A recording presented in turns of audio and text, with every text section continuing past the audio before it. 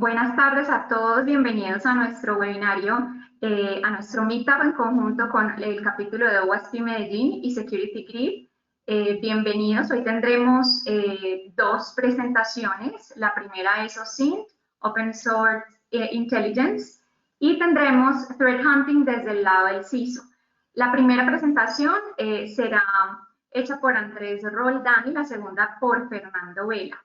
Hoy nos acompaña Darwin Algarín, parte del equipo organizador de OWASP Medellín. Darwin, bienvenido.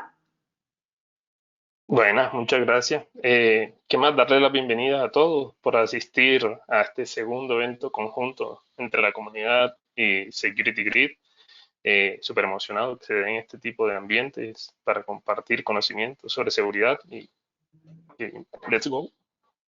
Listo. Bueno, antes de que comencemos, voy a darles unas pequeñas recomendaciones y pueden hacer sus preguntas en la sección de chat y las responderemos al final de cada charla. Y al final les agradecemos que llenen una corta encuesta para ayudarnos a mejorar para próximas temáticas, próximos eventos. Las personas que llenen esta encuesta podrán ganarse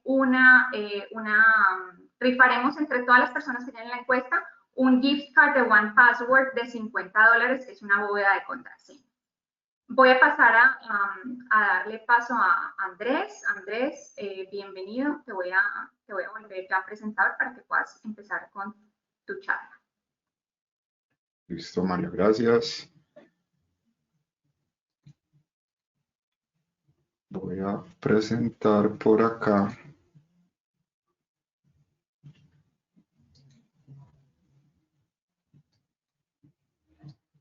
Ok.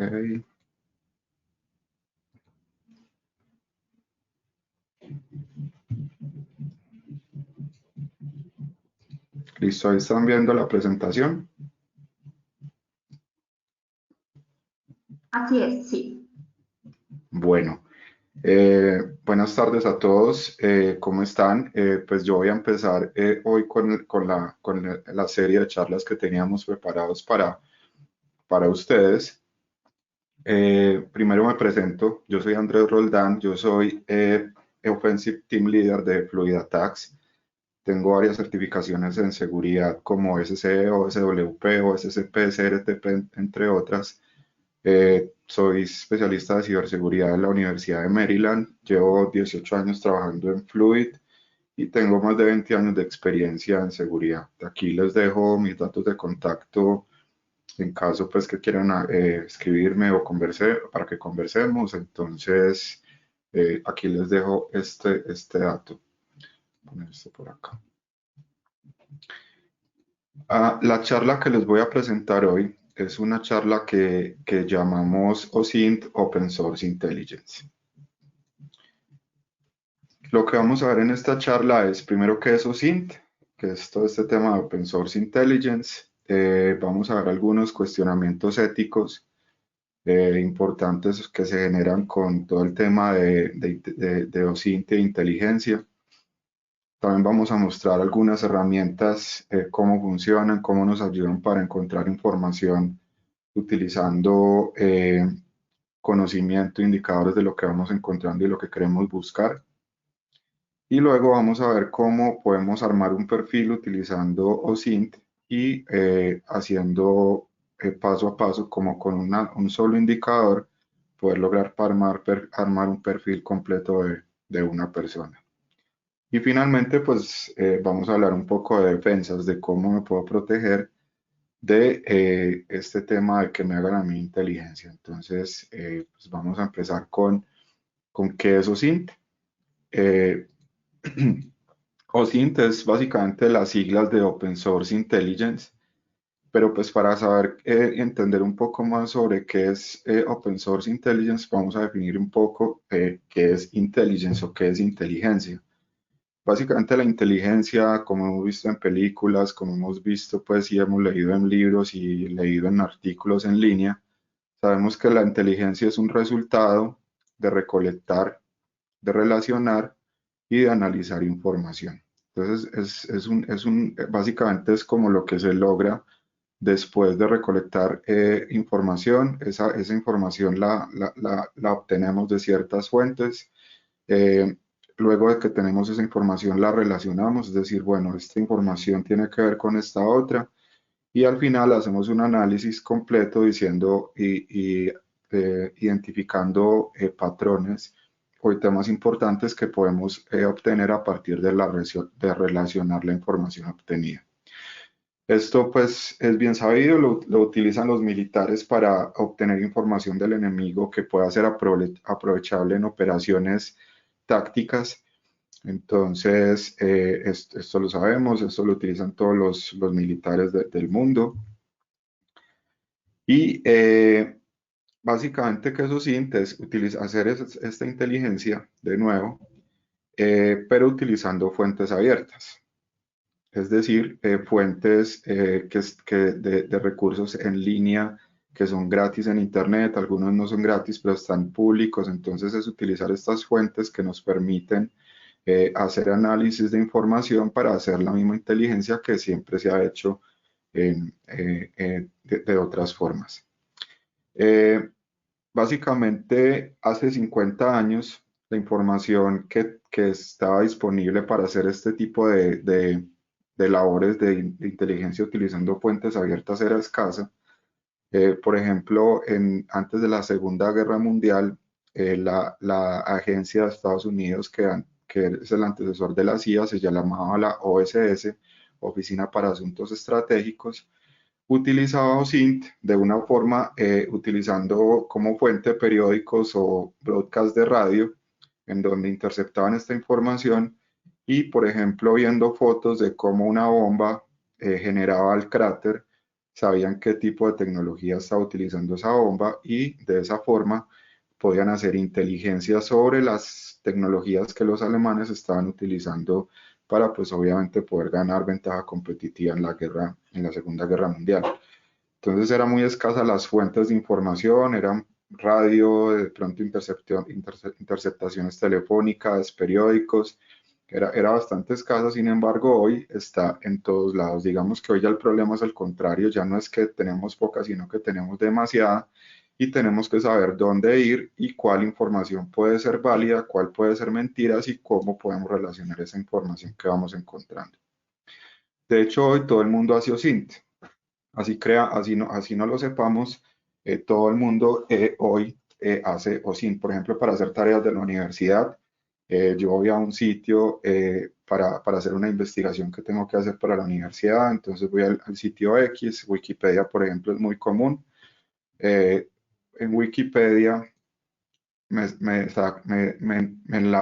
tengo otros enlaces de otras fuentes de datos y al final yo voy relacionando esa información para poder, digamos, obtener el resultado que estoy investigando. Lo mismo para leer noticias, hacemos OSINT, hacemos inteligencia. Entonces yo voy a un periódico en línea que dice que se murió el príncipe Felipe, por ejemplo, pero yo no sé quién es el príncipe Felipe, entonces busco en otra parte, me dicen que el príncipe Felipe es el esposo de la reina Isabel, y de esa forma yo estoy haciendo inteligencia sobre temas de noticias, por ejemplo. También, por ejemplo, para buscar amigos en redes sociales utilizamos OSINT.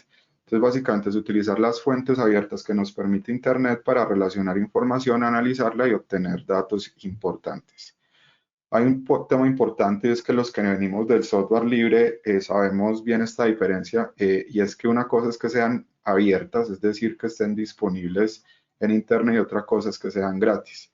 Hay muchas fuentes abiertas, gratis de OSINT, donde yo puedo hacer inteligencia sin pagar, pero hay otras fuentes que tengo que pagar un fee, una tarifa para poder acceder a esos servicios y utilizarlas para sacar inteligencia.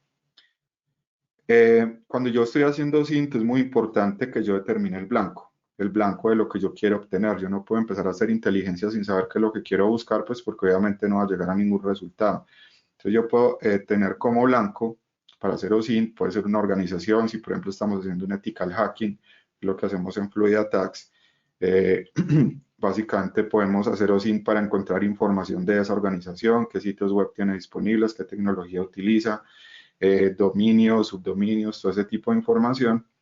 O puede ser un grupo de personas, por ejemplo, puede ser el grupo, un grupo administrativo de cierta organización o cierto grupo de personas específicas, puede ser un país también. Yo creo que buscar todo lo que sea relacionado, por ejemplo, con Colombia, con Perú, con Panamá, o puede ser obviamente pues una sola persona. De hecho, OSINT, como ejemplo práctico, en el 2015, el Estado Islámico, un miembro del Estado Islámico publicó en Instagram esta foto y pues Estados Unidos inmediatamente utilizó SINT para determinar dónde era la ubicación de esta foto utilizando varias herramientas que ahora más adelante les voy a mostrar. Y en 24 horas pudieron hacer un ataque a una de las bases del Estado Islámico gracias a utilizando SINT y a una foto que este miembro de OSINT publicó en Instagram. Entonces, como ven, eso lo puede utilizar desde cualquier persona haciendo tareas para la universidad hasta los gobiernos para temas estratégicos militares. Ahora, cuando estamos recolectando la información, esa recolección de información la podemos hacer de forma activa o pasiva. ¿Qué es de forma activa? De forma activa es cuando yo interactúo directamente con el blanco. Entonces, por ejemplo, yo estoy haciendo un ethical hacking. Cuando hago recolección pasiva, activa, perdón, de información, yo interactúo directamente con el blanco. Entonces, ingreso al sitio web de la organización que estoy haciendo ethical hacking, hago pruebas de ciertos ataques a esa página web, envío correos a personas que yo conozca de esa página, de esa organización. Entonces, estoy haciendo una interacción activa, directa con el blanco que estoy atacando. Esto, digamos que esa interacción tiene un alto grado de precisión, porque digamos que yo cuando entro al sitio web de la organización que estoy atacando, inmediatamente pues obtengo la información que está disponible en ese sitio web y puedo encontrar información, digamos, precisa que esté disponible en este sitio web. Sin embargo, pues tengo obviamente un alto riesgo de detección. Si yo hago pruebas activas sobre un sitio, si hago escaneos o si lanzo una herramienta de análisis de vulnerabilidades, es muy probable que sea detectado el ataque. La fuente puede ser evadida de ciertas formas, pero el ataque es muy probable que sea detectado. Y tenemos otra desventaja, es que tenemos un bajo alcance, es decir, cuando yo hago reconocimiento activo, la información que obtengo es únicamente la respuesta a las preguntas que yo hago. Entonces, si yo quiero saber, por ejemplo, cuál es el sitio web de la organización que estoy probando, pues ingreso al sitio web, pero si yo no sé cuáles son los subdominios, yo no tengo alcance a esos otros subdominios que puede tener la organización porque yo en este momento no los conozco. Entonces tiene un bajo alcance, pero tiene un alto grado de precisión con la información que yo estoy buscando. Y la otra forma de recolectar información, que es donde OSINT cabe bastante, es de forma pasiva, en donde se hace una observación pasiva de información que genera el blanco. ¿Qué es una observación pasiva? Por ejemplo, yo ingreso a Google y busco con ciertas herramientas, ciertas búsquedas avanzadas, información sobre la organización. Entonces aquí ya puedo empezar utilizando Google, no estoy haciendo directamente queries al sitio web, ya empiezo a obtener información sobre este sitio o esta organización que estoy haciendo la inteligencia. Por ejemplo, si yo también, una forma de hacer inteligencia pasiva es, por ejemplo, a personas, yo me ubico en un lugar cerca sin que sea muy notorio y empiezo a escuchar información o conversaciones de personas. Entonces, de esa forma estoy haciendo de forma pasiva obtención de información. Y aquí en esta parte es donde OSINT, digamos que cabe bastante. Una ventaja que tiene OSINT y la recolección de información pasiva es que se puede hacer remotamente. Yo puedo hacer OSINT o inteligencia de un sitio que está en Japón desde mi casa sin ningún problema, o un sitio que esté a varios metros de mi casa, es decir, lo puedo hacer remotamente y digamos que la distancia del objetivo es realmente, digamos que no es una variable que se tenga en cuenta para este tipo de análisis. También se puede hacer anónimamente, es mucho más fácil anonimizar este tipo de observación pasiva, porque se puede hacer a través de una VPN, digamos que ya hay formas mucho más fáciles de hacer que la revisión que yo estoy haciendo pasiva del blanco pues se pueda volver anónima. Sin embargo, pues tiene una desventaja importante, es que se requiere análisis más profundo de la información y confirmación y obviamente pues tiende a ser menos preciso.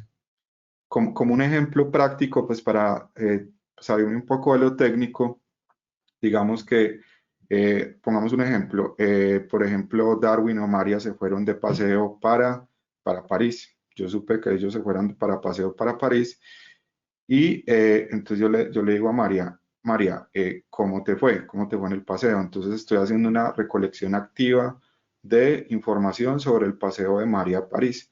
Entonces María me puede decir información, me puede, digamos, responder las preguntas que yo lo hago. Entonces ahí tengo un bajo alcance porque solo me va a responder lo que yo le pregunte. Digamos que no va a tener una foto completa de todo el paseo, sino solo de las preguntas que yo le haga a María. Y María me responde pues lo que yo le pregunto: ¿a dónde fuiste? Fui a tal parte. ¿Dónde estuviste? En otra parte. Pero incluso María puede decir: ve, no te voy a responder nada. Si no, no te voy a decir nada. Estuve en París, sí, y y no te voy a decir absolutamente nada más. Entonces, de esa forma, de forma activa, pues María sabe que el que le pregunté soy yo. Entonces ahí ya me detectó que yo soy el que le está preguntando sobre su viaje a París. Tengo un alto grado de precisión porque si yo le pregunto, ¿fuiste a París? Me dice sí. ¿Estuviste en la Torre Eiffel? Me dice no. Entonces ya tengo la certeza 100% de que María fue a París, pero no estuvo en la Torre Eiffel. Pero tengo un bajo alcance, pues porque básicamente María solo me responde lo que yo le pregunto, o puede simplemente no responderme nada. Pero yo puedo optar por OSINT y hacer una observación pasiva del viaje a París de María, y puedo buscar, por ejemplo, el Instagram de María, empezar a ver las fotos que subió, o en el Facebook, o donde ella publique sus historias, y lo puedo hacer remotamente. No le tengo que preguntar a María que le estoy revisando eso. Entonces lo puedo hacer también anónimamente, ya no se da cuenta que estoy haciendo esa revisión. Y en esas fotos que yo vi de María, vi que no solamente estuvo en París, sino que también estuvo en Italia. Entonces yo ya vi que el paseo no solamente fue en París, sino que fue a Italia. Y en las fotos que puso María, no vi ninguna foto de la Torre Eiffel. Entonces yo no sé por qué María no fue a la Torre Eiffel. ¿Será que ya había ido? ¿O será que le da miedo las alturas? ¿O no le gusta?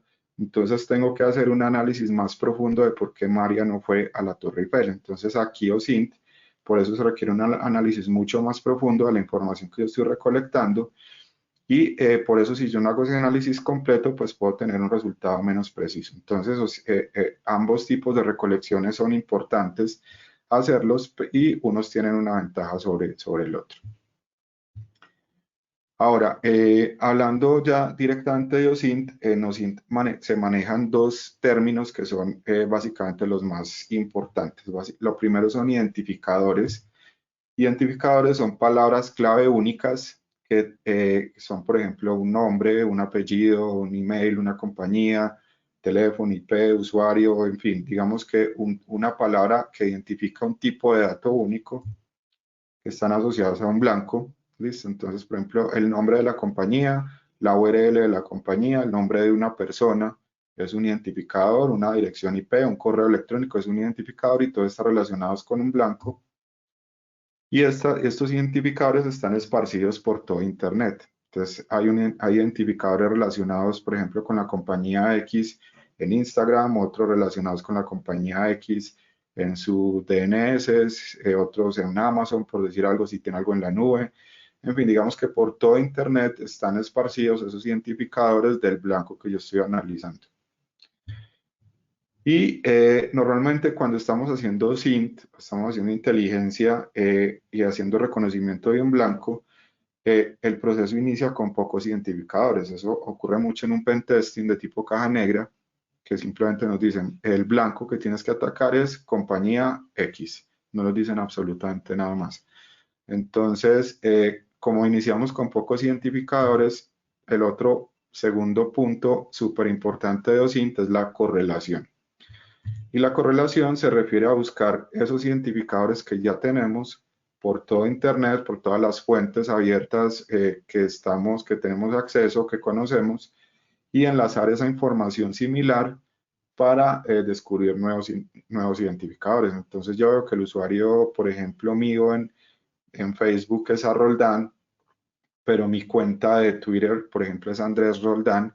Entonces yo hago una correlación diciendo el identificador Roldán y Andrés Roldán se correlacionan con una misma persona, que soy yo en este caso, y de esta forma yo tengo que empezar a enlazar esos identificadores para poder lograr hacer inteligencia del blanco que estoy utilizando. Obviamente hay herramientas que permiten automatizar ciertas tareas de identificación de blancos y de correlación. Sin embargo, en su mayoría es un trabajo 100% de creatividad. Eso, digamos que es un tema que lo sabemos en seguridad. Las herramientas son eso, herramientas son cosas que sirven para que el humano, que es la persona que tiene la inteligencia real, pueda hacer un mejor trabajo, pero las herramientas no reemplazan lo que puede analizar una persona en cuanto a temas de inteligencia. Por eso, obviamente, se llama inteligencia porque requiere pensar, unir patrones, utilizar la inteligencia para poder analizar información. Entonces, las herramientas ayudan, pero no reemplazan, obviamente, lo que puede lograr una persona. Ahora hablando un poco sobre la ética que se genera con todo este tema de inteligencia, entonces voy a poner un caso, y es que estoy haciendo inteligencia de un blanco, de una persona, de una organización, y por allá en uno de los recursos encuentro información marcada como confidencial, que es claramente confidencial, que es, por ejemplo, tarjetas de crédito, contraseñas de usuarios, o teléfonos o direcciones de las casas de las personas. Eso es claramente confidencial, pero digamos que yo estoy haciendo inteligencia y eventualmente llego a esa información que está expuesta en un sitio público. Seguramente está expuesta porque la data fue extraída por algún tipo de ataque, algún actor malicioso extrajo esa información de alguna parte y la publicó y la puso, digamos, sin ningún tipo de restricción en Internet, pero está ahí. Digamos que, ¿qué pasa en ese tipo de ocasiones? Digamos que yo como analista, como ética, el hacker, tengo el cuestionamiento ético aquí, es decir, ¿será que puedo utilizar esta información sabiendo que es obviamente confidencial? No, en teoría yo no debería tener acceso a esto, pero ya está ahí expuesta.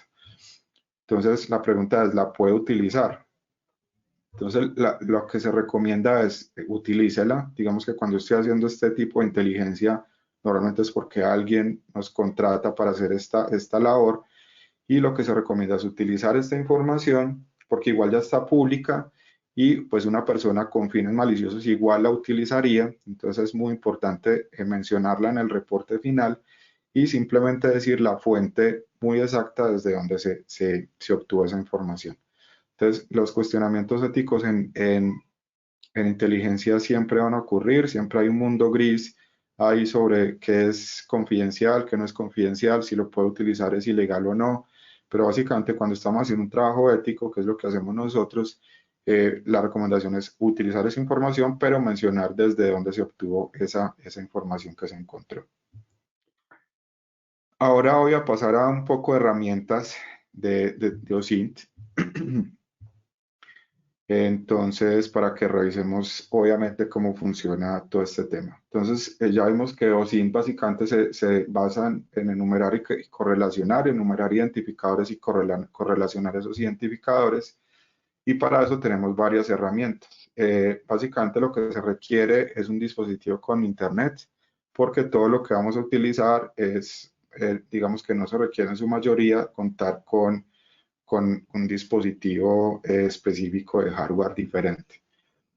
Para enumerar, por ejemplo, hay un sitio que se llama OSINT Framework, que ya se los voy a mostrar, que tiene, digamos, una colección de sitios y de herramientas que se utilizan para encontrar varios tipos de identificadores. Las redes sociales también son muy útiles para enumerar información. Google Docs, también ahorita les voy a mostrar un poco de esto. ReconNG es una herramienta libre que está preinstalada en sistemas operativos Kali, por ejemplo, Foca. Es una herramienta que sirve para encontrar metadata de archivos. En esta metadata comúnmente, por ejemplo, en un archivo docx que esté público, es muy común encontrar cuál es el usuario que creó ese documento. Entonces ya utilizando esta metadata que Foca nos ayuda a encontrar esto, pues ya puedo empezar a enumerar más identificadores de lo que yo estoy buscando. Shodan también es un buscador de recursos en Internet. y pues hay infinitas más. Estos son como los más conocidos, los que se me ocurrieron en un momento, pero hay bastantes más que ya les voy a mostrar.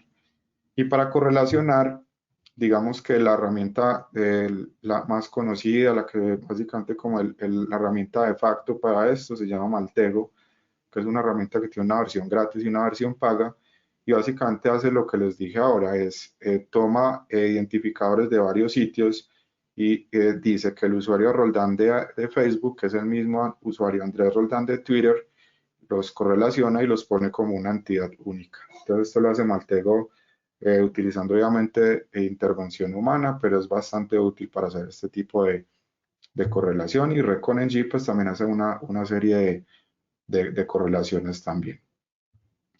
Entonces les voy a mostrar un poco sobre estas herramientas. Voy a poner esto en modo presentador para que lo podamos ver. Entonces, de nuevo, ahora les mostré un poco de Google. Google es básicamente, lo puedo utilizar de esta forma. Por ejemplo, yo aquí puedo poner fbi.gov, extensión XLSX. Y de esta forma yo puedo empezar a utilizar Dorks, que es lo que vemos acá, para hacer búsquedas avanzadas en sitios. En este caso yo lo que hice fue una búsqueda en el sitio del FBI trayendo archivos de Excel. Entonces yo utilizando Google Docs puedo hacer este tipo de análisis. Aquí en este sitio, en Google Hacking Database, hay Google Docs para bastantes para encontrar identificadores importantes. Entonces es un sitio recomendado. Este es un sitio que se menciona mucho en este tipo de charlas, en donde yo puedo poner un correo electrónico. Por ejemplo, pongamos el mío. Y él me dice si ese correo electrónico ha sido expuesto o no en brechas de seguridad. En este caso me dice que mi correo ha sido expuesto en 20 brechas de seguridad. Pero lo que no mencionan comúnmente en este tipo de charlas es cuáles son esas 20 brechas de seguridad. Entonces, eso se puede ver en sitios como Intelligence X. Entonces, en este sitio, por ejemplo, yo puedo buscar mi correo electrónico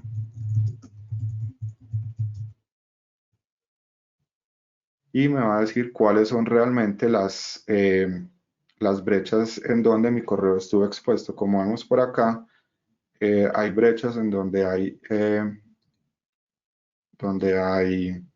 contraseñas de usuarios. Entonces aquí ya digamos que se puede empezar a evidenciar un poco esas brechas de seguridad, esas brechas de contraseñas, dónde ocurren y cómo ocurren.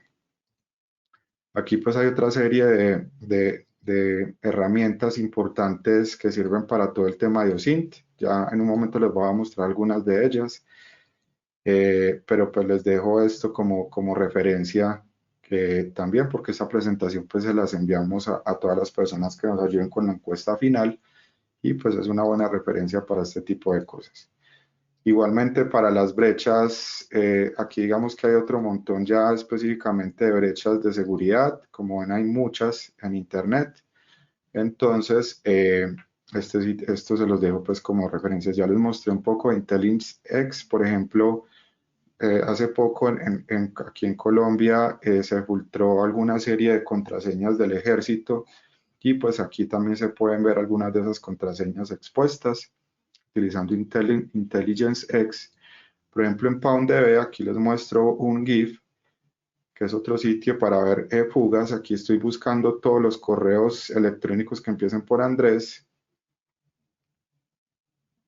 en Gmail, y en PoundDB, aquí encontró 2000, esto es como lo máximo que encuentro, seguramente hay más, y aquí podemos ver pues las contraseñas de todos los usuarios que empiezan por Andrés y que tengan dominio gmail.com. Entonces, como ven, es muy sencillo encontrar datos de personas, incluso datos privados como contraseñas en sitios como estos, y todo esto pues se considera parte del análisis de OSINT, y todo esto se vuelven nuevos identificadores que pues obviamente se van a correlacionar luego para poder lograr tener un análisis más grande. Por ejemplo, Shodan es otro sitio que se usa para esto. Aquí, por ejemplo, estoy haciendo una búsqueda de recursos de RPC, eso es un protocolo de Microsoft para servicios RPC. Aquí vemos que hay varios en Colombia, encontré más de 3000. Y también utilizando Shodan en uno de ellos, yo puedo ejecutar este comando en mi máquina y puedo empezar a hacer enumeración de servicios en este caso, por ejemplo, la Universidad de Ciencias Aplicadas y Ambientales que queda en Colombia. Entonces, estos sitios, por ejemplo, Shodan, me permiten hacer este tipo de recolección de identificadores para yo luego hacer un análisis mucho más completo de toda la información que yo tengo. Otra herramienta muy chévere es Spice. Spice, yo aquí le pongo, por ejemplo, un sitio web, le puse fluidatax.com y me trae toda la información técnica que él puede encontrar sobre el sitio de Fluidatax. Entonces aquí me dice información detallada sobre cómo está construido el sitio de Fluidatax, algunos subdominios que encuentra. Entonces me ayuda mucho cuando mi blanco es una compañía, en este caso, por ejemplo, Fluidatax, me ayuda mucho para encontrar esos identificadores que me permiten avanzar en la inteligencia que estoy haciendo al blanco específico. Ahora les voy a mostrar un demo que hice preparando esta presentación, que fue, digamos, algo más como anecdótico. Yo estaba preparando esta presentación la di inicialmente internamente para Fluid. Entonces, el día anterior que la estaba haciendo, yo dije, bueno, ¿cómo puedo utilizar OSINT de forma práctica en algo que sea realmente sencillo y que básicamente sea muy fácil de entender cuál es el problema? Entonces, hice esta práctica, este demo de una perfilación de los vecinos. Entonces, lo que hice fue que yo me paré en la ventana que tengo aquí a mi derecha, y me paro por la ventana y lo que veo es esto. Digamos que esa es la vista de donde yo vivo en este momento. Y dije, bueno, esto es lo que yo veo aquí desde mi ventana, ¿cómo puedo utilizar OSINT a partir de cosas que yo puedo empezar a identificar acá? Entonces, lo primero que veo es esta vista que tengo acá. Luego, haciendo un zoom un poco sobre lo que vi, sobre los edificios que vi por acá, encontré un par aparentemente de carteles, ¿cierto? Parece pues una especie de carteles, aquí se ve un poco borroso, pero digamos que aquí es aparentemente con un par de carteles. Luego utilizo mi telescopio y veo que evidentemente son un par de carteles de venta de apartamentos, es decir, este apartamento se está vendiendo. Y luego hago un zoom pues mucho más agresivo y pues ya aquí tengo la información de los dos carteles que están en este apartamento, donde está la inmobiliaria, los teléfonos, que son básicamente dos inmobiliarias, y los teléfonos que están relacionados con cada inmobiliaria. Entonces yo digo, bueno, ya tengo un primer identificador. Como les dije al inicio, normalmente se inicia con pocos identificadores. Entonces acá lo que encontramos es que tenemos dos nombres de inmobiliarias. Una se llama Torre X, aquí quitamos el nombre por temas de seguridad, y el otro pues se llama, también quitamos el nombre, pero básicamente son estos dos carteles que están acá. En uno de los carteles estaba un teléfono fijo en Colombia y en el otro cartel habían dos teléfonos celulares. Entonces, lo que vamos a hacer es que vamos a tomar este blanco donde están los dos teléfonos celulares y este es el blanco que vamos a empezar a hacerle inteligencia. Entonces, lo primero que encontramos es utilizando un sitio que se llama Truecaller. Podemos poner estos teléfonos que encontramos en este cartel y cuando ponemos el primero, el que empieza por 320, nos dice que esto pertenece a una persona que se llama Adri. Aquí pues tapamos el apellido por seguridad.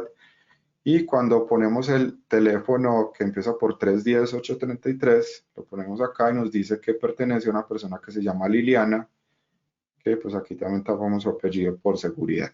Entonces aquí ya tenemos el nombre de las personas que están relacionadas con estos teléfonos celulares que encontramos acá en los carteles de el edificio que se ve acá en mi ventana.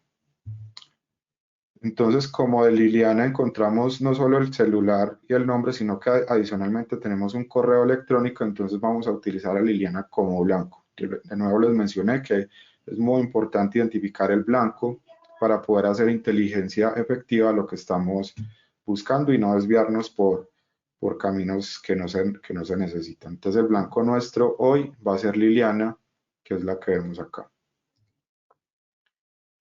Entonces yo puedo utilizar, por ejemplo, Intelligence X, que ya les mostré ahora, a ver si encontramos contraseñas de Liliana, pero pues aparentemente Liliana no ha sido comprometida en ningún tipo de brechas. Y pues ya digamos que tenemos que buscar en otro tipo de fuentes de OSINT, utilizando OSINT, sobre qué otros identificadores podemos encontrar sobre Liliana. Lo siguiente que hago es me voy a LinkedIn y verifico, primero voy al sitio de la compañía donde trabaja Liliana, que es una inmobiliaria, aquí digamos que está oculto por seguridad.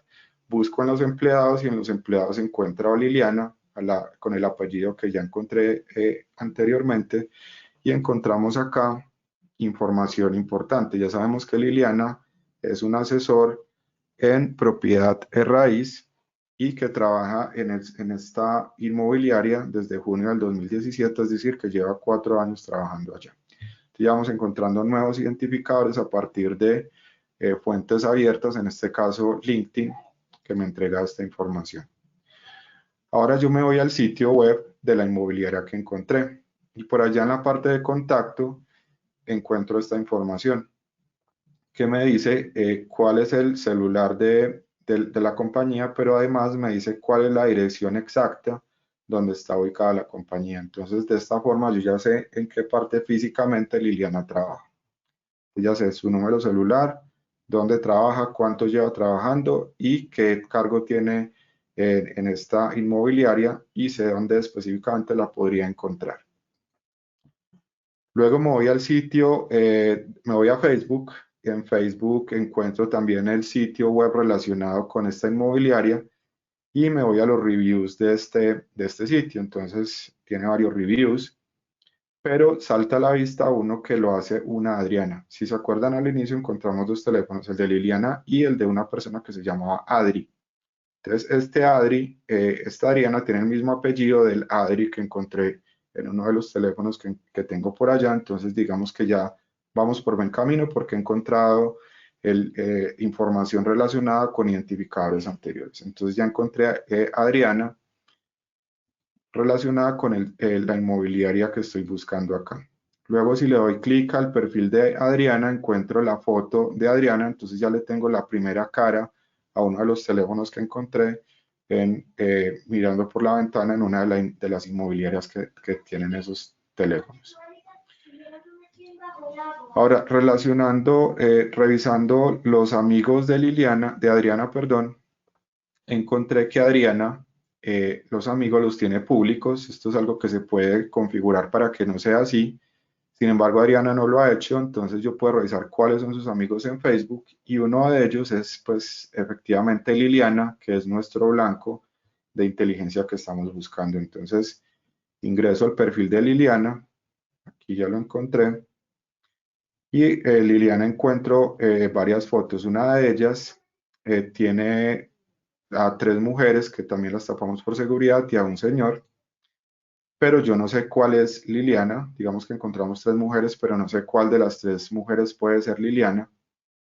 Sin embargo, encontramos aquí un dato que dice qué linda familia. Entonces se puede decir que la señora que está aquí a la derecha es la mamá, el señor que está acá es el papá y las 2 mujeres del medio pueden ser las hijas. Sin embargo, yo no sé si alguna de las 2 hijas o la mamá es Liliana, porque hasta ahora no lo he identificado. Sin embargo, ya sé que posiblemente es una familia las 4 personas que vemos acá. Luego, revisando un poco más de fotos de Liliana, encuentro una foto de la misma señora con el mismo señor y por acá encuentro que esta señora está con el tag de Liliana.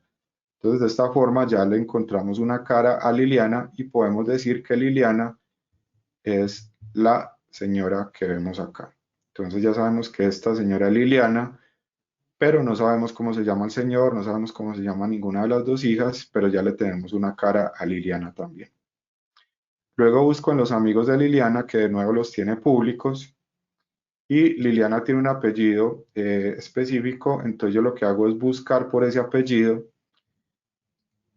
y verifico qué personas de los amigos que tiene Liliana tienen ese apellido. Y por allá encuentro una foto que es muy parecida a las dos hijas de Liliana en la foto anterior, que una de ellos tiene un apellido de Liliana y un apellido, el primer apellido, que debería ser el del papá.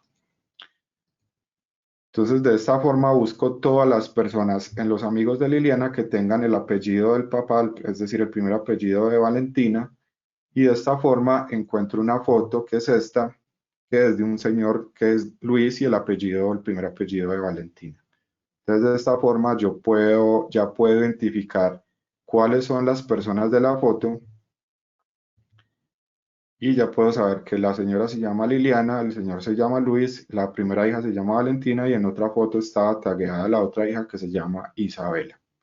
Entonces, de esta forma ya pude identificar los nombres de toda la familia de Liliana y puedo también incluso darle una cara a Liliana. Y como dato anecdótico, haciendo búsqueda de las fotos de Liliana, encontré por acá la foto de esta mujer que es una amiga mía, pues si no tenía ni idea que está relacionada con el blanco que yo estaba buscando, que es Liliana, y pues es algo como chistoso que encontré. Entonces, ¿qué pude lograr encontrar en básicamente más o menos una media hora, una hora de hacer OSINT sobre esta vista que yo tengo acá? Pude encontrar a Liliana, esta es la foto de ella, pude saber que se llama Liliana, tengo el nombre completo, tengo el correo electrónico de Liliana, tengo su número celular, sé dónde trabaja, según lo que encontré, sé dónde trabaja en la calle, en la dirección específica de dónde trabaja Liliana, sé cuál es su cargo, sé que lleva 4 años trabajando en este sitio, sé cuáles son las personas que conforman su familia, sé que el esposo se llama Luis, tiene 2 hijas que se llaman Valentina e Isabela y que adicionalmente son familiares de una amiga. Todo esto lo logré identificar mirando por la ventana y encontrando solamente un número celular. Entonces, de esta forma yo puedo utilizar OSINT utilizando fuentes abiertas, como me demoré media hora, máximo una, haciendo toda esta inteligencia con un solo identificador inicial que fue un número celular.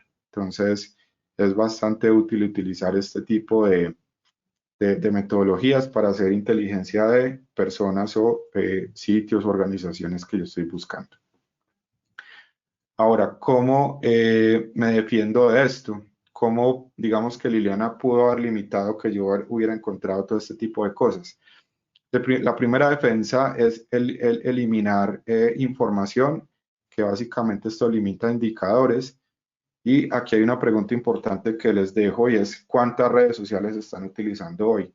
¿O cuántas cuentas de redes sociales ustedes tienen?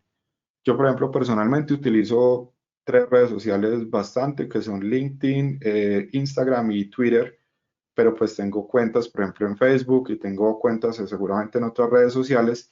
Entonces, la recomendación es esas redes sociales que yo no utilizo, borrar las cuentas de ahí para limitar los indicadores que yo tengo expuestos en Internet.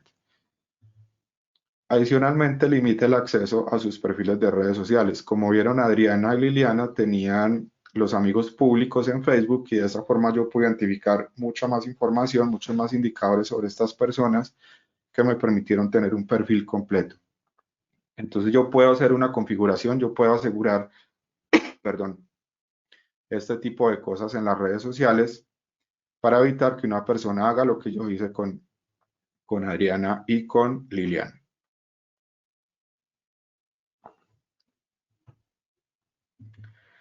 El otro tema de defensa en este caso es confundir. Es básicamente esto se hace para limitar la correlación y esto se puede hacer creando perfiles falsos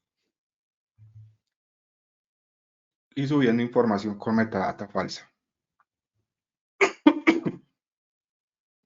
Y la recomendación en este caso es que sea consciente de su presencia digital para, digamos que este tipo de inteligencia no pueda ser hecha sobre la información que yo tenga acá. Por ejemplo, cada vez que hago un pedido en línea, cada vez que hago un comentario en un foro, toda esa información está generando indicadores sobre mí que cualquier persona puede utilizar para hacer inteligencia personal sobre mí. Y hay un tema importante, es que no toda la información que está expuesta sobre mí fue subida por mí, que es un tema bastante importante. Entonces, eso es lo que tenía pues preparado para la charla de hoy.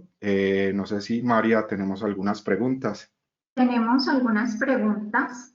Antes de pasar, bueno, voy a comenzar con la primera y es la siguiente.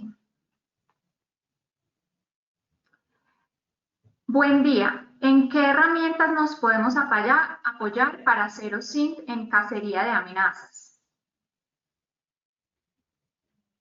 En cacería de amenazas. Bueno, básicamente las amenazas que están expuestas en Internet, normalmente los actores maliciosos las exponen, por ejemplo, en la dark web, que es uno de los puntos importantes para hacer OSINT. Entonces ahí yo puedo estar consciente de cuáles son digamos, las brechas que se están generando. En la dark web normalmente se suben.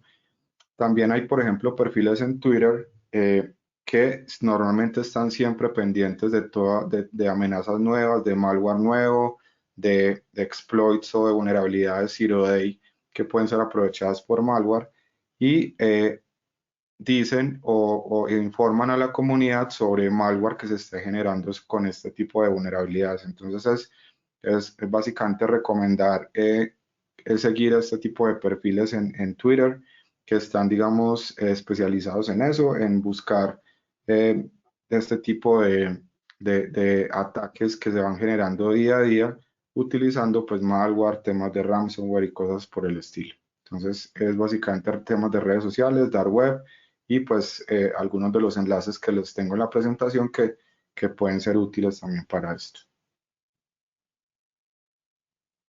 Cristian pregunta, ¿en algún punto OSINT puede llegar a ser ilegal? Digamos que si yo, OSINT básicamente es observación pasiva de un blanco, es decir, no estoy haciendo nada activamente sobre un blanco, no estoy haciendo un escaneo activo sobre un blanco, que en ese punto ya sí se podría rayar con la ilegalidad. Si yo no estoy permitido hacer un escaneo a un sitio, ya estoy empezando a hacer algo ilegal sobre ese sitio. Ahora, como les mencioné en la parte de la sección de ética, es posible que yo haciendo SINT encuentre información expuesta de un sitio, por ejemplo, tarjetas de crédito de personas que están expuestas en un sitio en la dark web, por ejemplo. En ese caso, yo no estoy haciendo nada ilegal al ver esa información, pero como yo soy un atacante ético, estoy en la responsabilidad de informar a mi cliente o la persona interesada que esa información está expuesta en tal recurso para que se puedan tomar medidas necesarias en este caso. Entonces, OSINT normalmente no va con la ilegalidad a menos que obviamente se hagan temas activos sobre el banco que yo estoy analizando. Ok, bueno, la siguiente pregunta es, ¿qué opinas sobre las fugas de información que hubo del ejército hace poco? ¿Crees que por medio OSINT puede llegar hasta ese punto? Sí, las fugas, digamos que las hizo un actor malicioso que todos lo conocemos, que es Anonymous. El hecho de fugar la información, digamos que ya es algo que es ilegal, ¿cierto? Porque esa información cuando se hace un ataque y se fuga la información ya se está haciendo algo ilegal.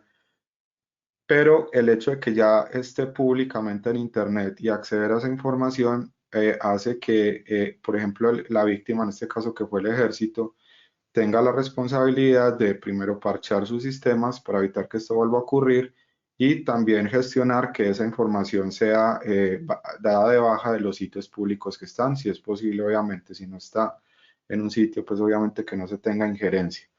Entonces, OSINT ayuda y OSINT debería ser una labor que se haga en todas las compañías para que estén verificando siempre qué tipo de identificadores están expuestos sobre las compañías, ya que puede ser una entidad pública o privada, y estar verificando constantemente si hay fugas de información de este estilo.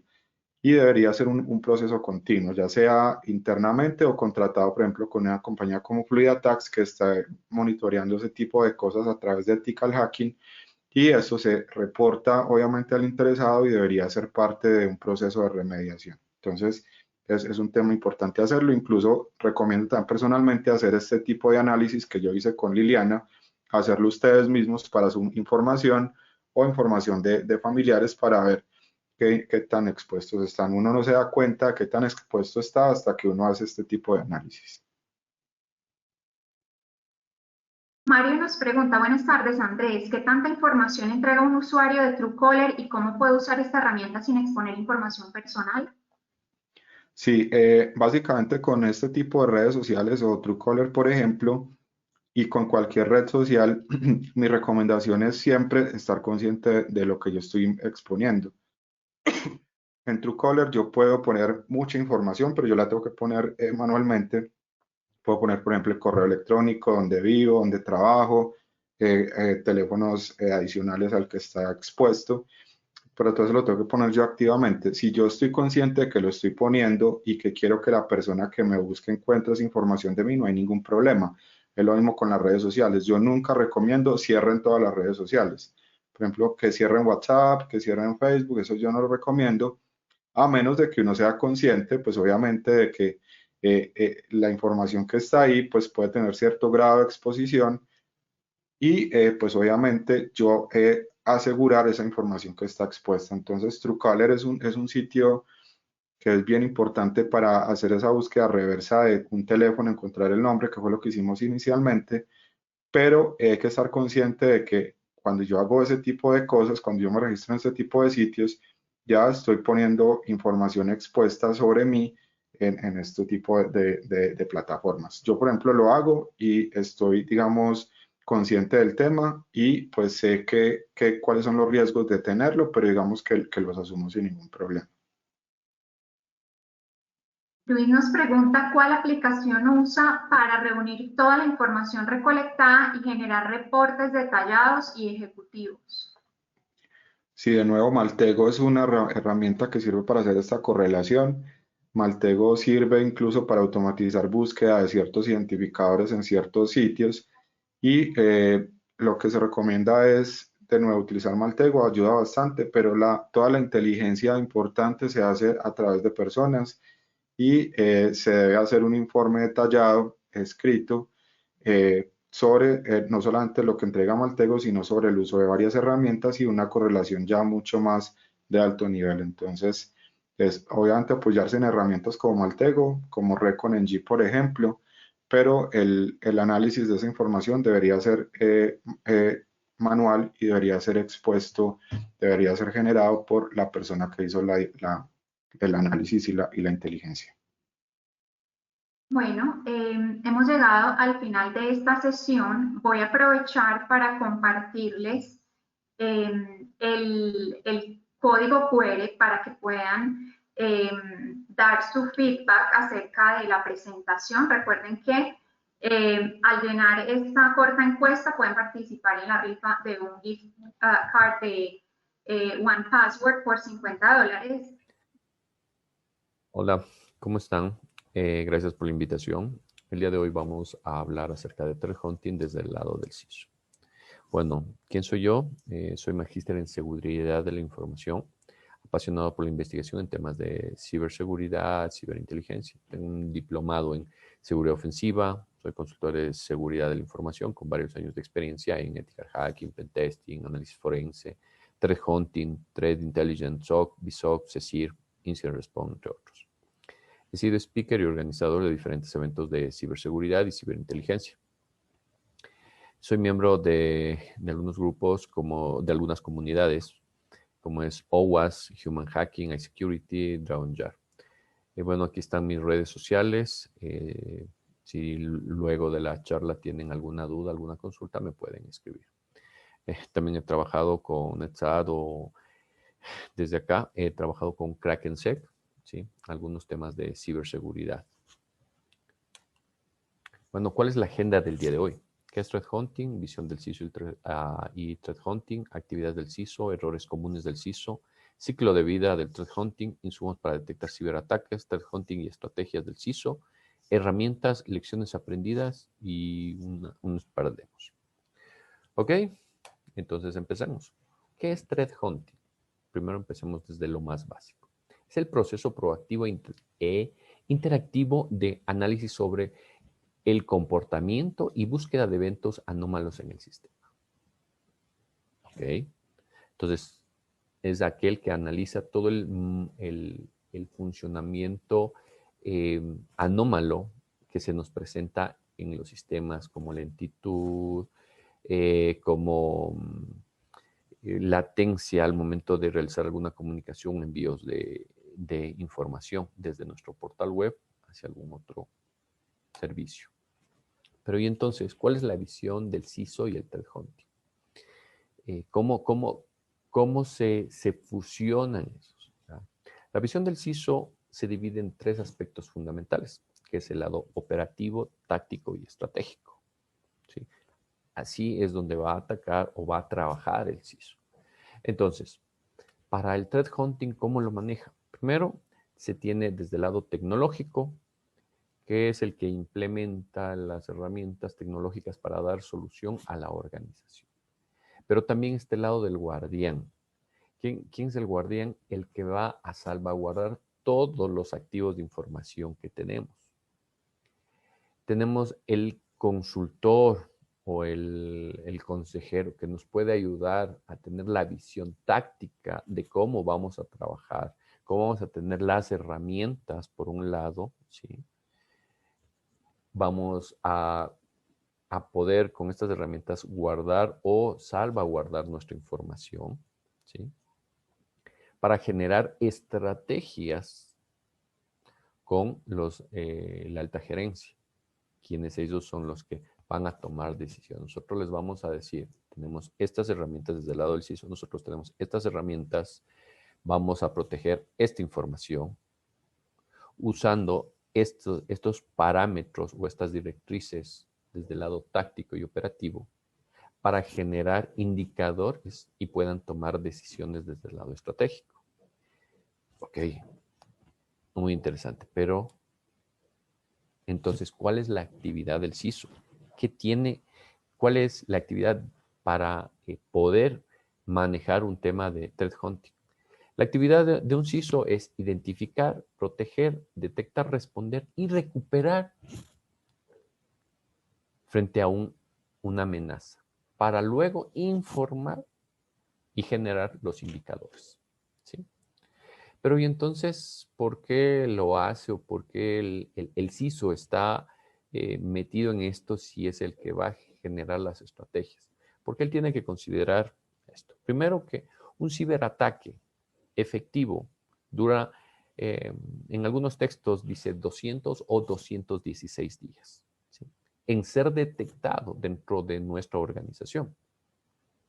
¿Qué es lo que tenemos que hacer? La detección del ciberataque. Entonces ahí viene el equipo de Incident Response. ¿Cómo vamos a responder frente a un incidente y cómo vamos a recuperarnos? Pero la labor del CISO, si ya sabe que son 216 días y entonces, ¿cómo vamos a hacer para detectar? Basados en qué vamos a identificar para poder proteger y detectar a tiempo, antes de los 216 días. O tratar de mitigar este riesgo para evitar que nos vulneren, ¿sí? Entonces, el CISO tiene una matriz de ataques para el CISO. Entonces, ¿quién, por qué y cómo? ¿Quién va a atacarnos? El atacante, hay atacantes oportunistas o por hobby, la verdad. O sea, no tiene nada que hacer y listo. ¿Y por qué lo hacen? Por curiosidad, por malicia. ¿Y cómo lo hacen? Con hacking ocasional, con un pequeño defacement, buscando las vulnerabilidades que se van generando dentro de nuestros portales o nuestros sistemas. ¿Quién más? Los hacktivistas, grupos de tipo Anonymous, que están por temas de disrupción, por humillación, por temas políticos, ¿sí? ¿Y cómo lo hacen? Con denegación de servicios. caída o bajar el sistema por unos momentos. Entonces, ahí tenemos que considerar. Ahora también tenemos los criminales organizados. Entonces, antes el CISO podía concentrarse en el ataque de only one, o sea, una sola persona. Ahora son corporaciones que se dedican, son ya organizaciones bien formadas, ¿sí? Para el ataque de cibercrimen. Entonces, ¿y por qué lo hacen? ¿Por beneficio económico o a través de fraude o quieren extorsionar para sacar algo? ¿Basado cómo lo hacen? Con malware, troyanos, ransomware.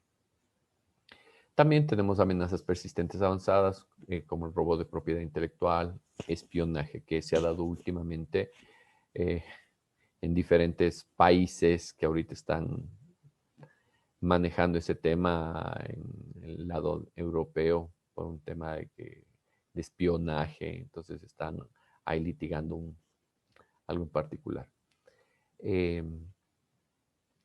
Y el gobierno o estados, ¿sí? ¿Y por qué lo hacen? Por temas de disrupción de infraestructuras críticas, que como no se tiene una respuesta u otra infraestructura igual en el ecosistema organizacional, entonces ven cómo generar espionaje o espionaje diplomático, que es muy diferente, ¿no? O cibersabotaje.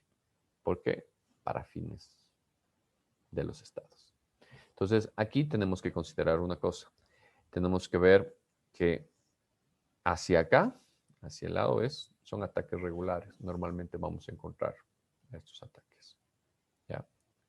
Pero de aquí hacia acá son ataques sofisticados.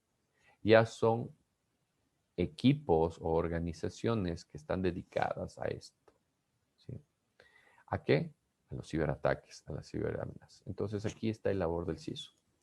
Identificar con una matriz muy similar a esta, ¿qué es lo que? Identificar mi ecosistema, cómo me van a atacar, qué vamos a proteger nuestra infraestructura, detectar antes de estos 216 días.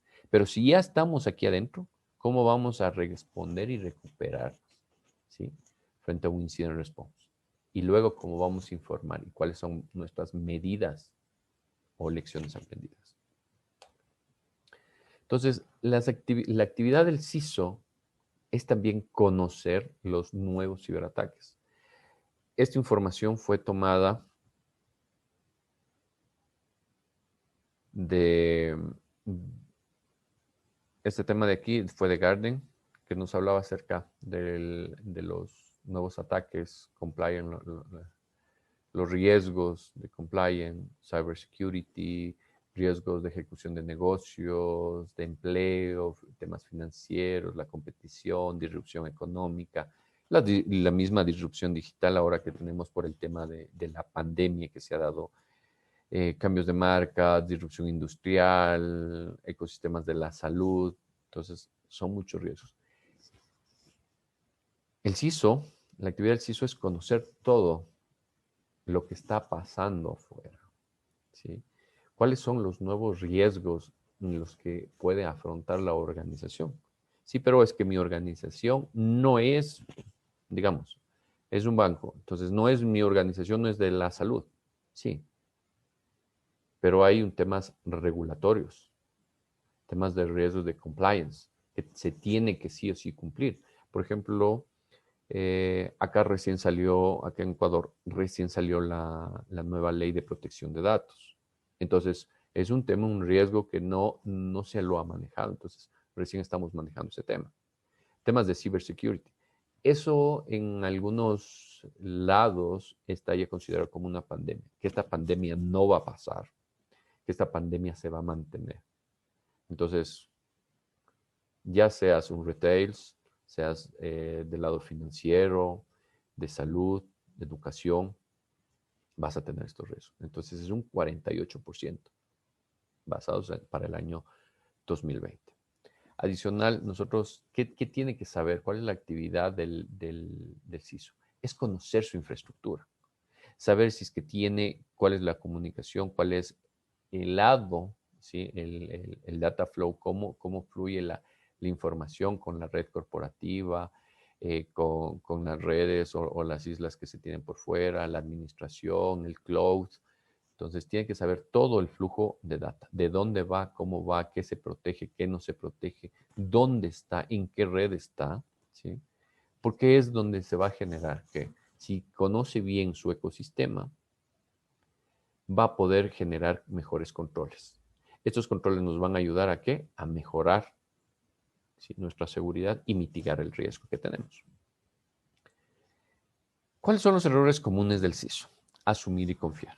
Asumir que sabes que la infraestructura es esta y confiar, tenemos todo asegurado, tenemos todos los parches, tenemos los últimos equipos, tenemos toda la información e infraestructura asegurada y el tema es, no hay que preocuparse, ¿sí?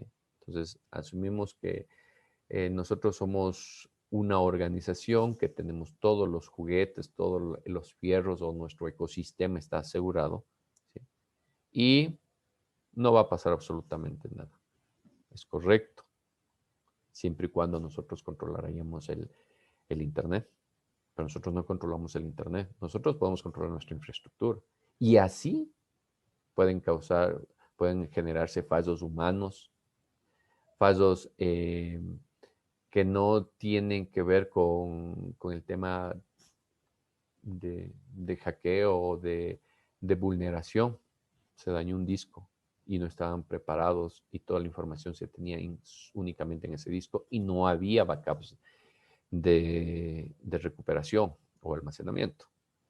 Entonces, el CISO no tiene que asumir ni confiar, tiene que ver con documentos basado en algunos aspectos como los históricos, qué es lo que ha sucedido, qué incidentes se ha tenido, cómo se han solventado, qué es lo que se ha hecho, si se tiene alguna bitácora, algún playbook de toda la información que se ha realizado. Si no se tiene, es el momento. Entonces, ¿cuál es el ciclo de vida del threat hunting? Primero, un threat hunting se basa en una hipótesis. Puede ser un incidente que me puede pasar o puede ser el incidente que está ahí. Tenemos que hacer la investigación. ¿Vía qué? Vía herramientas, vía técnicas. ¿Para qué? Para entender los nuevos patrones con técnicas, tácticas y procedimientos que realizan los ciberdelincuentes.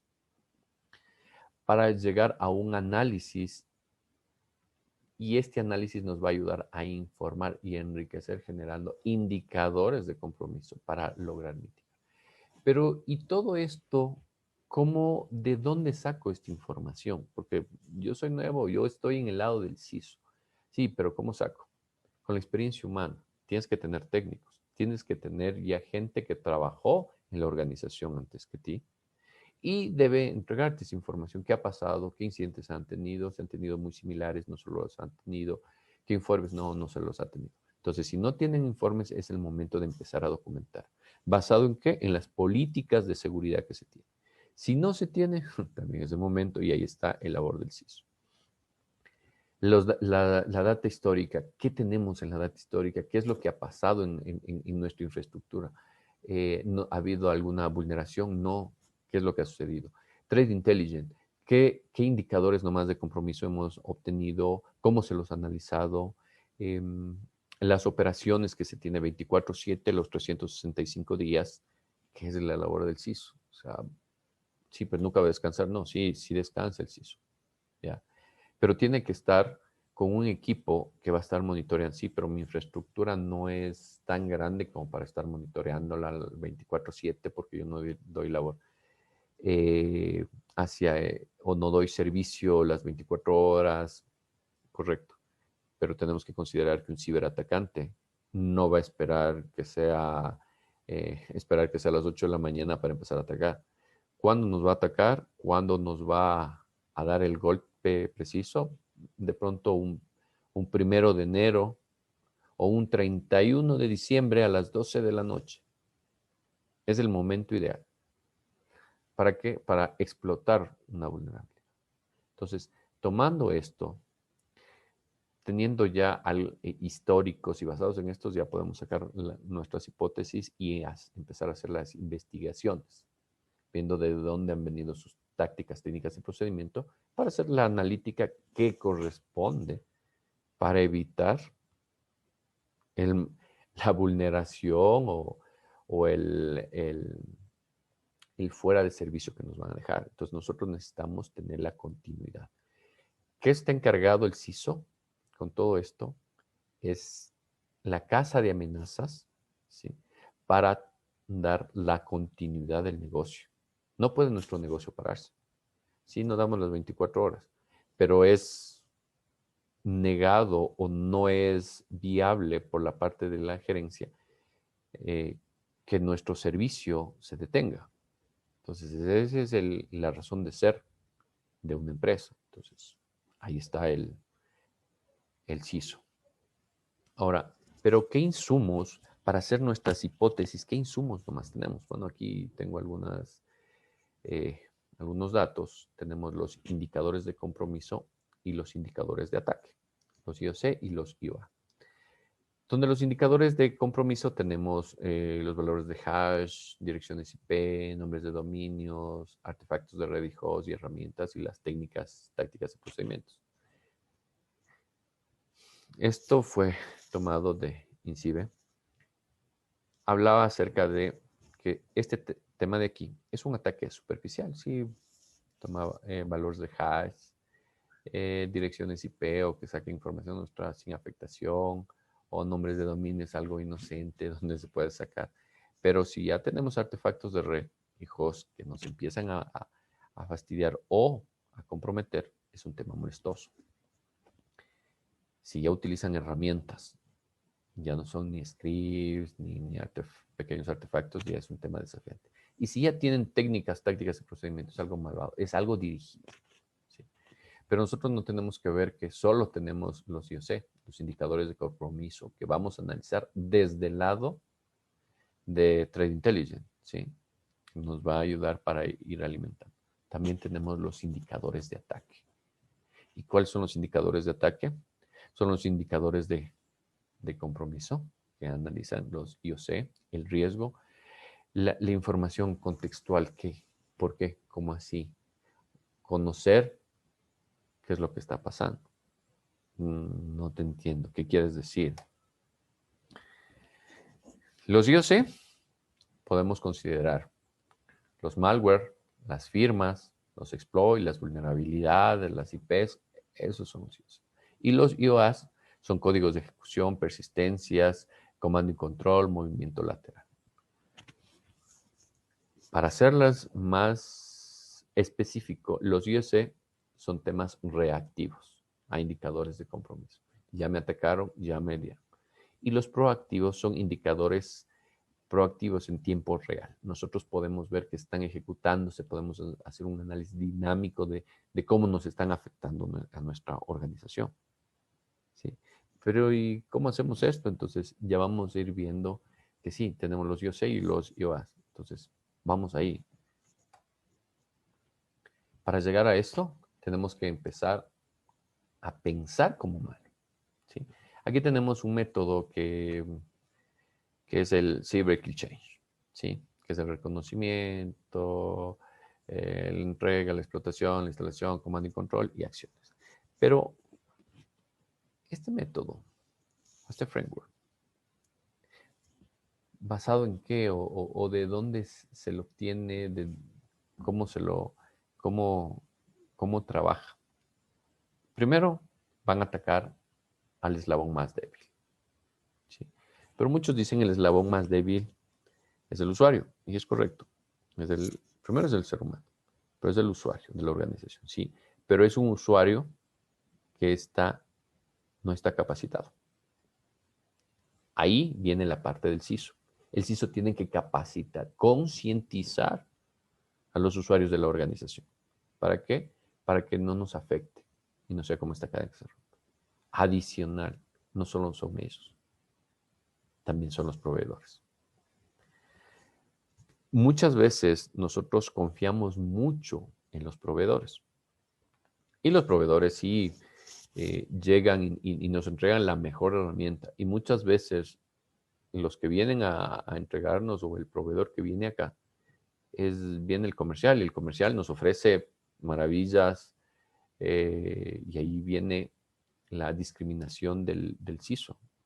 Valorar su información, valorar el tipo de empresa, valorar algunos aspectos que permiten que no sea solo la herramienta puede ser una maravilla, pero cuál es su trayectoria, cómo ellos nos van a solventar si se genera un incidente, si se genera una brecha de seguridad, cuál es el tiempo de respuesta, tenemos que generar SLAs. Entonces, basado en eso, también uno de los eslabones débiles es el proveedor, porque dice, este es mi equipo y dejan configuraciones por defecto. Sí, pero es que es el proveedor. Sí, muchas veces porque tienen el comercial o la parte de los proveedores entregan los equipos y entregan muy bien y hacen las configuraciones y todo eso, pero se olvidan al final de entregar o eliminar esas credenciales por defecto y tienen accesos y hay brechas de seguridad por ese tema. Lo ha pasado acá, por eso le digo, entonces ya no es solo el usuario que accede a mi red, sino no es solo el usuario interno que accede a mi red, sino el usuario externo que accede a mi red. ¿Sí? Que puede estar dentro de mi red y dejó algún puerto mientras está configurando por defecto que me pidieron permisos y accede. Entonces, todos esos permisos, todos esos acuerdos de confidencialidad, etcétera, tiene que manejarlo el CISO. Decir, ok, tu acceso va a ser esto, hasta este lado, y tienes que controlar esto. No por defecto, basado en qué, en las políticas. Entonces, si ya tenemos este método, podemos escoger un framework ideal. Sí, basado en el de Martin, que fueron los creadores de CyberKill Change, el de Farai, el de Gartner o el de Mitre Attack. Yo lo escogí el de Mitre Attack. Ustedes pueden escoger cualquiera de estos. Dependiendo de la organización, dependiendo de la madurez de la organización. ¿Sí? Vamos escogiendo. Entonces, este Mitre Attack me ayuda a obtener desde un grado de madurez básico hasta un pro, podemos llamarlo así, podemos tener el manejo. Entonces, Mitre, ¿qué hace aparte de llegar al lado de explotación, los TTPs, ¿sí? Donde tienen la persistencia, escalación de privilegios, evasión, defensa, accesos credenciales, descubrimiento, movimiento lateral, ejecución, exfiltración o temas de comando y control. Entonces, ¿cómo lo manejamos? Bueno, unos pequeños demos antes del demo final. Bueno, aquí tenemos que considerar dos cosas, ¿sí? ¿Qué tenemos? La cobertura de detección. ¿Cómo el CISO va a poder detectar? Sí, tiene a su personal, tiene al equipo capacitado que hace threat hunting, a su equipo a Blue Team o Red Team, hasta el Purple Team, ¿sí? Pero, ¿quién lo va a orquestar? El CISO. ¿Cómo lo va a hacer? Sí, primero, detectando la cobertura, teniendo su matriz, luego validando sus errores, conociendo su infraestructura y la cobertura de detección. Pero, ¿qué es esta matriz? Tenemos tácticas y técnicas y cada uno de estos tiene sus procedimientos. Entonces, aquí tenemos los registros de los logs correctos.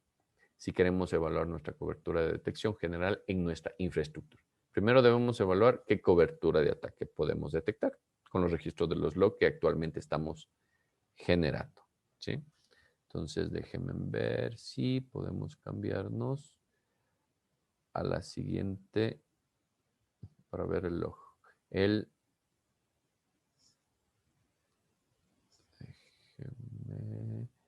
Vamos a compartir.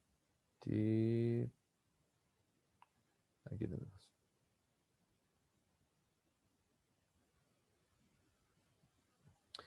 Bueno, aquí lo estamos manejando. Ya. ¿Sí? Aquí está Mitre Attack. Bueno, tenemos las tácticas, técnicas y cada uno de estos tenemos los procedimientos. Cómo van a hacer la afectación. Por ejemplo, nosotros aquí tenemos no solo aquí tenemos para Windows, para Mac, para Linux, para Cloud, para ataques de temas de red, los containers, los contenedores, los Docker, temas de mobile o infraestructuras críticas. Entonces tenemos esta matriz que nos ha ayudado para el tema de threat hunting. Esta es la última que fue modificada el 29 de abril. ¿Sí? Entonces, aquí el CISO tiene que ir viendo el manejo y el funcionamiento de esta matriz, cómo tienen que ellos interactuar. Vamos a ver si me deja. Vamos a ver. Sí, entonces, aquí tenemos el software, el nombre, la descripción, es un tema remoto, un RAD, en C++, que fue usado por Panda. Aquí están los autores, nos dan pequeñas descripciones y hasta soluciones. Aquí tenemos los diferentes grupos de ataque que se han encontrado, ¿sí? AXA Team, APT360, Lineage, APT1, APT16, 28. Entonces tenemos muy buena información aquí. Déjenme ver, aquí tenemos las técnicas, los recursos, el reconocimiento, ejecución, inicial acceso. Entonces, por ejemplo, descubrimiento. ¿Cómo es el tema de descubrimiento? La técnica que utilizaron, el local remoto, el adversario. También nos dan, por ejemplo, las cuentas locales, dominios locales, emails. Entonces, aquí nosotros, bueno, ya eso es el lado del técnico, del hunter. O sea,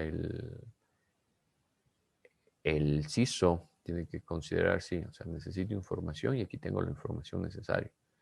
¿Quiénes fueron los que atacaron? ¿Cuáles fueron sus técnicas, sus tácticas o sus posibles procedimientos?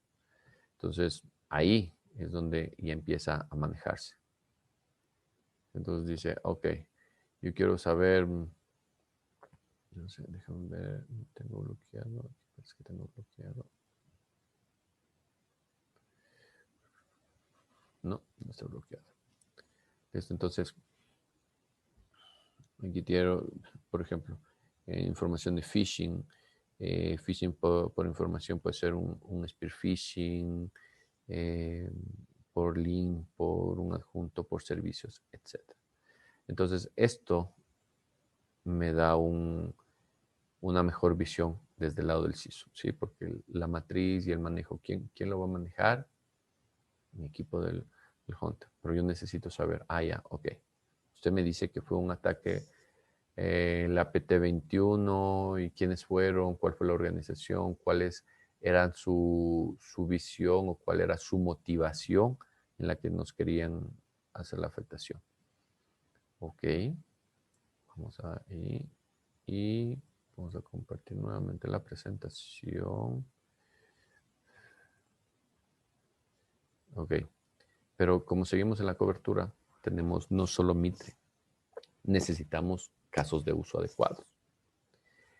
Además de tener los logs, sí, correctos, yo ya tengo estos logs, estos fueron mis técnicas, tácticas y procedimientos, utilicé la matriz, y ahora cómo lo plasmo, o sea, sí me ayuda a hacer el análisis, el threat intelligence más el threat hunting, pero y el lado del CISO, ¿cuál es su valor agregado? ¿Dónde pone su granito de arena? Tenemos los casos de uso que se necesitan o son adecuados para este procedimiento. Entonces,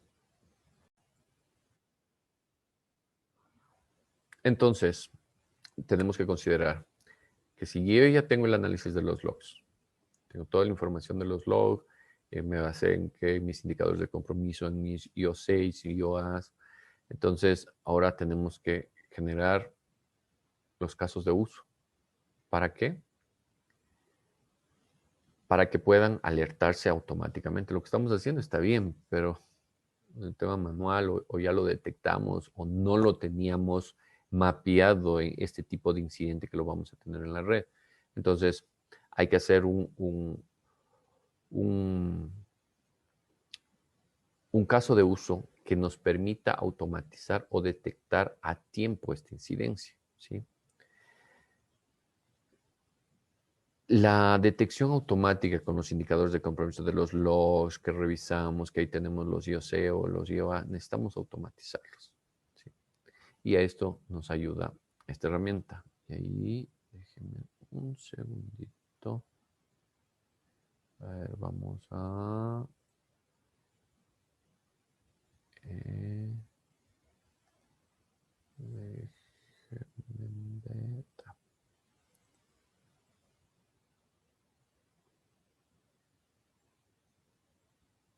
¿Ya? Tenemos en esta página de aquí, ¿sí? Me permite generar todas las reglas sigma, ¿sí? Pasarlos, por ejemplo. Mira, aquí tengo algunas, ¿sí?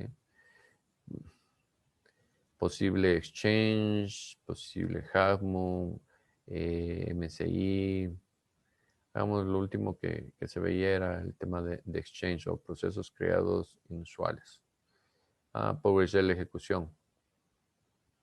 ¿Ya? Ok, aquí están mis letras sigma. Ya, mi caso de uso en sigma. ¿Ya? Pero este es, llamémosles como nuestro traductor. ¿Para qué? ¿A qué lo vamos a llegar a traducir? A uno de nuestros equipos, ya sea Apache Kafka, ya sea Azure, Carvo, Correlite, Elastic, Rule, Farite, Greylog, Humio, Kibana, Logpoint, Qualys, RCA. Entonces, SIG, Windows PowerShell. Entonces yo digo, ok, quiero algo con Elastic Rule. Hay algunas que están, dice, esta plataforma Clean Translate Botón. A ver, mire, ¿qué es lo que hago? Yo tengo mis equipos, ¿sí? Y tengo mi regla, me dice, ok, para el Exchange Snapping, yo tengo el PowerShell, ¿sí? Entonces, esto es mi caso de uso, hecho en Sigma, que es lo que me va a ayudar a automatizar mi análisis manual, ¿sí? El Hunter hizo el análisis manual, perfecto. Mire, estos son los indicadores de compromiso, desde aquí nos están atacando. Ok, ¿cómo lo vamos a remediar? Así lo bloqueamos en el equipo. Sí, está bien, pero tengo un SIEM, tengo un correlacionador de eventos, tengo un firewall. ¿Cómo lo bloqueo? Sí, le pongo bloquear la IP. No es el tema de bloquear la IP. Es bloquear la técnica, táctica y el procedimiento que están utilizando para generar mi afectación, como vemos aquí, generar mi vulnerabilidad o mi brecha de vulnerabilidad con esto. ¿Sí? Entonces yo lo que hago es, ya generé la regla, hice la traducción o la automatización y lo copié. Y llevo a mi Elasticsearch y ya tengo una nueva regla. ¿Sí? Ahora, continuemos.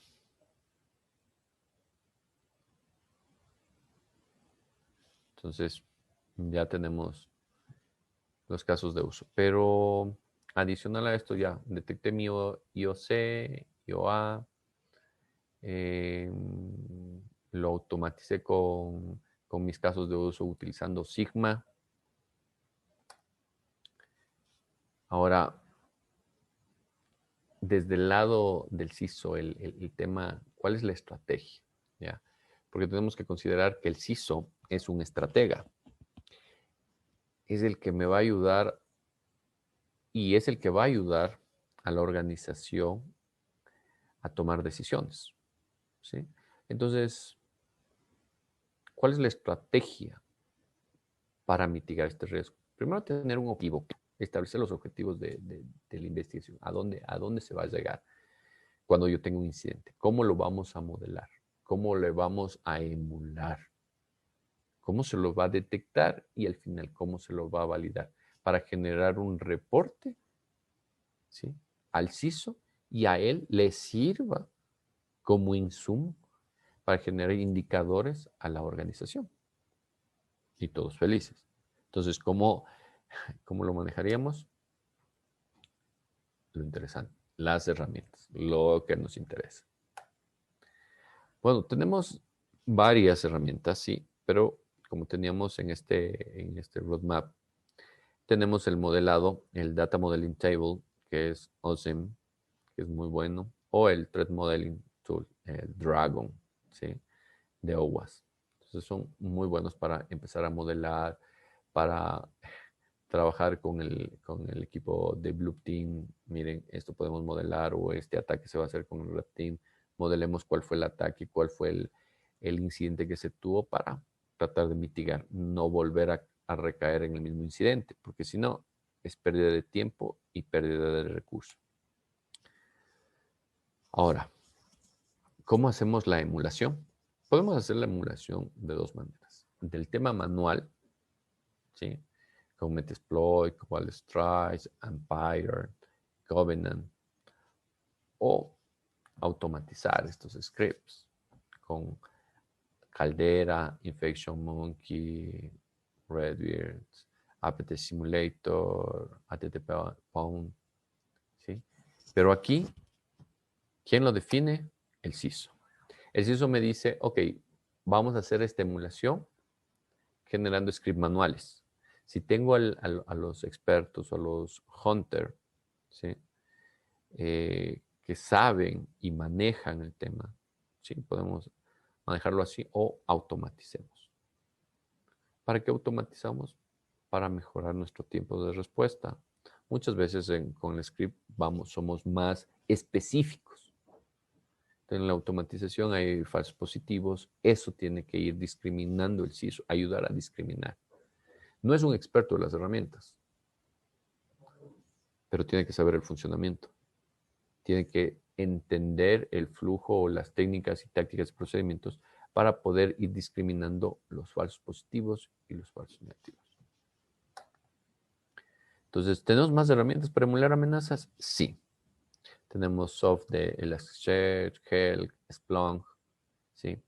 Tenemos Immunity, tenemos la nueva que sacó de Microsoft para el control o el emulador en 365, Simulate, que es muy bueno, Attack IQ, Detection Lab, SIST. Pero esto tiene que considerar también, ya es parte del CISO, que ya está en el lado táctico, que él lo define. Primero, si es que es script manual o si es que o se lo hace de manera automática. Si se lo hace con herramientas open source o se lo hace con herramientas privativas. La decisión la toma el CISO. Nada más. O sea, sí, yo puedo ser un muy buen threat hunter, pero el CISO es el que toma la decisión, el que va a decir, ok, compremos esta herramienta, porque esta herramienta nos da mayor soporte, tenemos mayor cobertura, o esta herramienta es más robusta, tenemos el personal, no hay recursos como para comprar herramientas, pero podemos levantar estas herramientas y solicitar un recurso de capacitación. Pero eso ya, la decisión la toma el CISO. ¿Qué más tiene que hacer el CISO? Ya tengo el incidente, ya sé cómo anunciar con mi indicador de compromiso, mi indicador de ataque, utilizando script manual automático, utilizando herramientas open source o privativas, pero también tenemos que reportar. ¿Para qué? Aquí necesitamos nuestros playbook,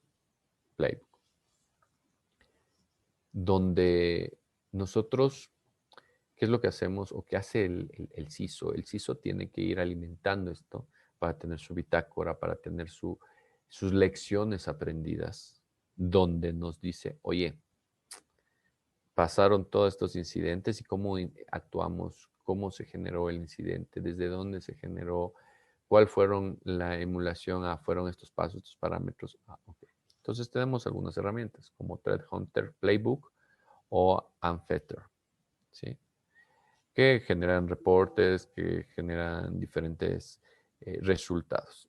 igual, open source o privativo. Y tenemos también, hay un proyecto que no se ha dado mantenimiento desde el lado de OWASP, que es el de Project Incident Response. Entonces, muy buen proyecto, pero no se le ha dado continuidad, pero ahí se lo tiene. ¿Y de quién depende dónde vamos a almacenar? Nuevamente del CISO. La carga del CISO o la responsabilidad del CISO es muy grande. Entonces, decidir desde script manuales, automáticos, herramientas paga, open source, continuidad, no continuidad. Entonces, y el proveedor, tipo proveedor, o sea, etcétera. Entonces, son algunos riesgos que tiene que considerar el CISO. Entonces,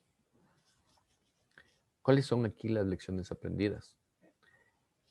Las lecciones aprendidas del CISO, que el threat hunting ayuda a determinar la eficacia de los controles de seguridad y prioriza las inversiones futuras.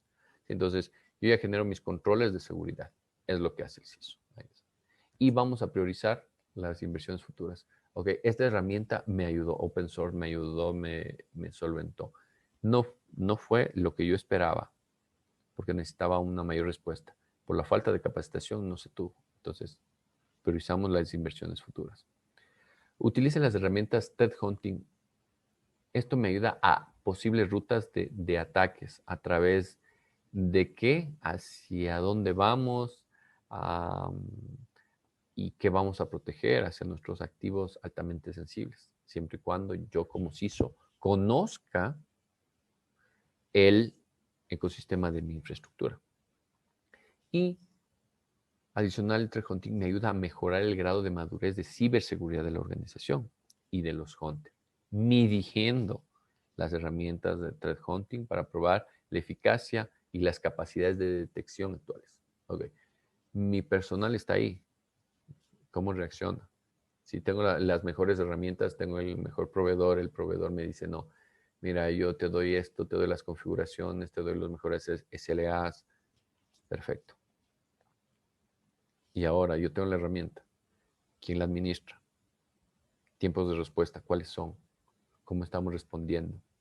Necesitamos tener la continuidad del negocio. No podemos perder servicio. Prueba los controles de seguridad, nuevos futuros, utilizando herramientas. Entonces, nosotros probamos los controles y decimos, ok, de aquí en adelante vamos a poner controles, no sé, en los activos de información más sensibles. ¿Ya?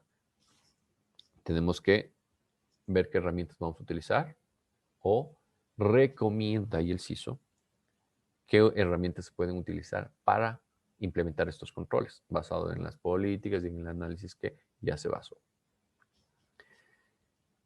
Y con todo este análisis disminuimos los falsos positivos y los verdaderos negativos. De esta manera no vamos a erradicar, ¿sí?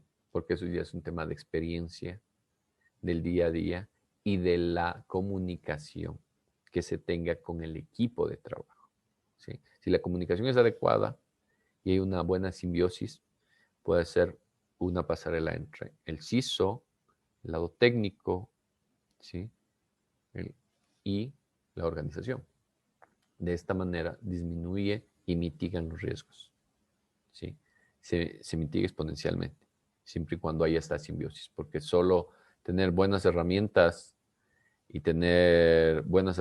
buen equipo, pero no conjugar o no tener una orquestación adecuada, hay muchas fallas. Y ahí es el usuario interno que falla. Ahí es la gestión del CISO. Entonces, basado en esto, ¿cuál es el threat hunting ideal? ¿Cómo lo ve el CISO? ¿Qué necesita el CISO para tener su threat hunting ideal? ¿Cómo le va a ayudar?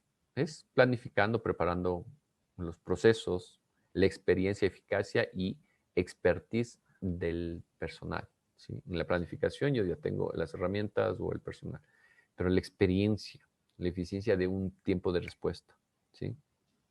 La expectativa que vamos a solventar. Si yo no estoy, ellos lo pueden solventar, ¿sí? Mi planificación, voy a comprar estas herramientas, pero ya tengo herramientas, utilicemos las que tenemos. Y tenemos técnicas y la tecnología. ¿Sí? Entonces, sumado todo esto, la planificación, la experiencia y las herramientas, hay un completo proyecto satisfactorio de threat hunting que le ayuda al CISO a solventar sus problemas. Hagámosle, terminemos de hacer un demo. Deme un segundito. A ver si lo tenemos por aquí.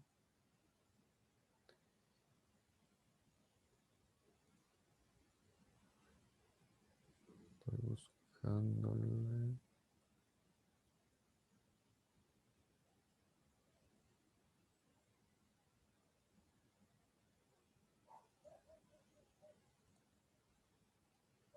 Déjenme ver. Ya. A ver. Listo. Déjame ver. Este no es. Vamos a ver si es que me deja.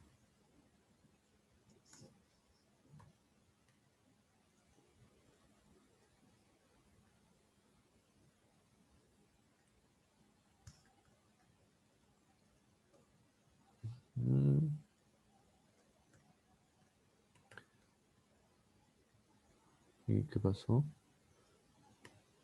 Ya. Jo. Listo. Entonces aquí vamos a hacer un pequeño ejercicio, una demo de una emulación de un ataque. Es lo que tiene que ser, o sea, como al final tiene un reporte el CISO que le ayuda para la toma de decisiones. Sí, déjenme ver. Entonces vamos a utilizar una herramienta automatizada, temas de tiempo. Vamos a hacer algo rápido. Vamos a ver si nos deja. Un segundo. Denme un segundito. A ver.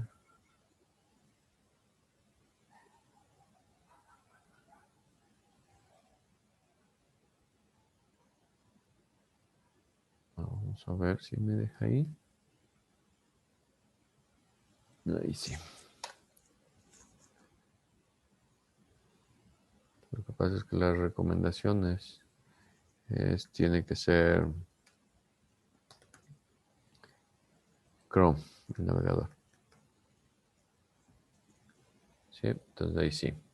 Tenemos los agentes, los adversarios. Tengo un equipo que ya lo puse. ¿Cómo lo ejecuto? ¿Cómo lo veo? Es simple. Generamos aquí un agente. Escogemos aquí un agente y escogemos cuál queremos.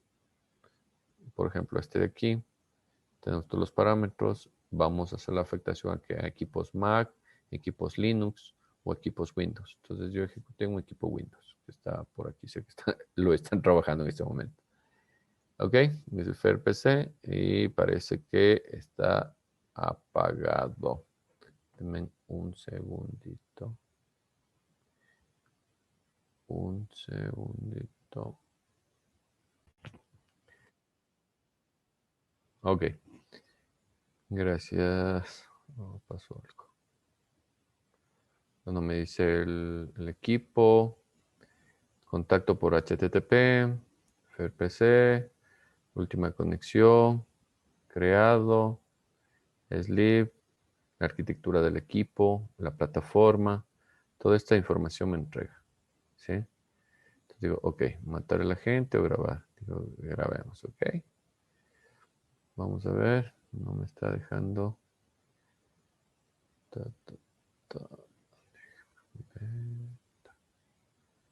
Vamos a ver si es que puedo generar un adversario. Bueno, aquí en los adversarios vamos a ver cómo hacemos la afectación, qué es lo que necesito, qué es lo que voy a buscar, si hay un check, un collection, un discovery, una enumeración, un hunter. Entonces, ¿qué es lo que necesito? Un Windows Worm, o sea, un terminal, o sea, dependiendo. Entonces, vamos a un discovery, añadir discovery. ¿A qué quiero? Identificando, ¿en qué orden? En estos de aquí me dice que identifique si es que estoy dentro de un Active.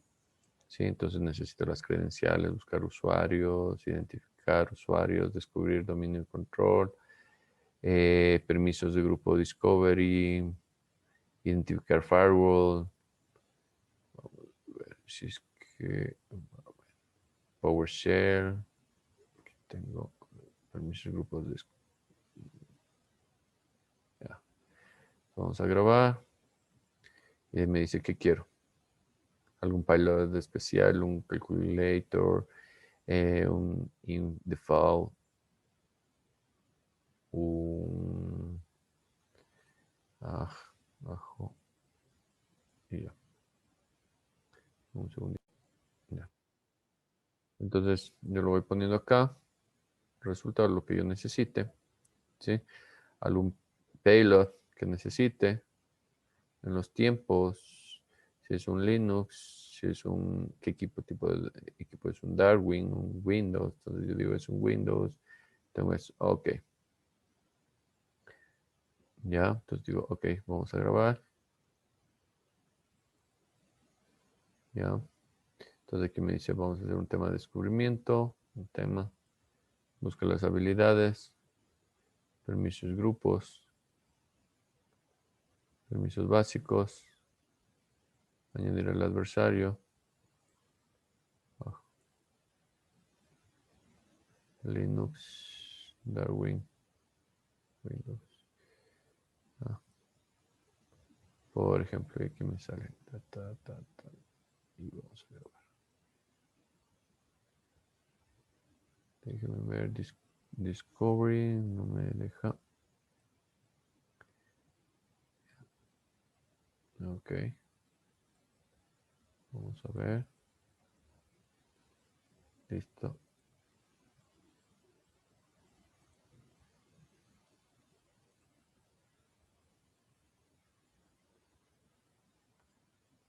Ahí estamos.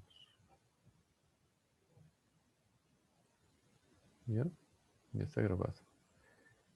Listo. ¿Tiene alguna habilidad? User, correct user. El adverse. Listo.